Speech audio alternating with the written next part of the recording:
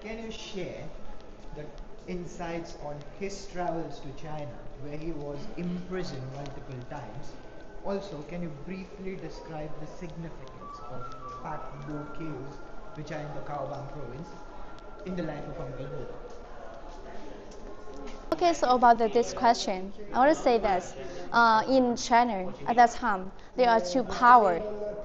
That's the first power have the leader was Chiang Kai-shek, who follows nationalism, and the second one is Mao Zedong, who follows communism. And Ho Chi Minh, Ho Chi Minh was a person who was a communist person. So obviously, a power, nationalism, were anti-communist person like Ho Chi Minh. Therefore, therefore he was captured the first time, and you can see the prison bar here. This one here is the first time in 1931. He was captured, and thanks to two lawyers help him and he can escape. The first one.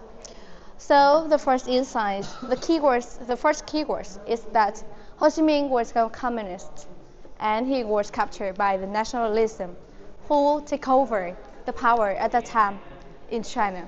The first one, and the second one is related the period of time in 1941 when Ho Chi Minh came back, and the first place he reached were Papok Cave. It's very hard to decode this entire structure. Yes, if you see the whole background of it, you can see that it's like a wrinkle in our brains. So, wrinkle in our brains plays important role in our body. It's like a Ho Chi Minh plays important role in our revolutionary. Here is play. He not only opened classes for the Vietnamese youngsters because he wants to teach a group people, and from that group people would teach another people. Yeah, this is a great way to spread more the ideologies related to Leninism. Yeah, a big and a organization, the strength are gathered into the big one, and we can have the bigger victories after that. Can have the successful revolutionary in 1945. So guys, I mean, if you're going to Kaobang to visit Hanzok waterfall, also to take your time to visit the Pak Bo caves and know more about Uncle Ho during that period. And the second time, Ho Chi Minh was captured when he here when he moved to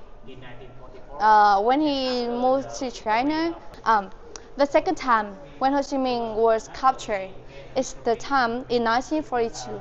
From this time, he started to take the name Ho Chi Minh, and he went to fight assistance with China when they are shared the same enemies, Japanese. Yes, and at that time he have to experience 13 prison here, 13 prison here. In this poor day, he was moved from this prison to another one. Yes, 13 one. So you can imagine that with 1 year in prison, he was suppressed. He had to bear a lot of poor thing, a lot of horrible thing. And you can see here a place in New York, in China, where he was stayed. Yes, so he wanted to show that, and in this time, he wrote a book named Prison Diary. He wanted to show his patriotism still grow up, even he was captured in prison. Yeah, prison couldn't destroy his patriotism for his country.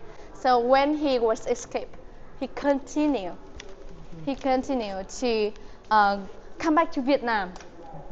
And Well, that yeah, moved from prison to prison in that quick succession itself talks about how frustrated yes, that Chinese government back then was. prison also the way to strengthen his dwelling, his spirit. Yes, and when he come to Vietnam, he give, yeah, you can see here, he give a appeal. In 1945, it's a section, that's right. Yeah, he do a lot of things. And together with the thing behind you here, the fire from where? From Purple Cave.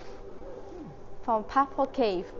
And this combination creates victories of Vietnam. On the second day of September in 1945, in Ba Square, Ho Chi Minh he read declaration in front of Vietnamese people. Now is the first time when we can get freedom to our country. So the freedom came, and then it started to go the other direction. And let's find out what happened next on the same road. Yeah. Yeah, ask.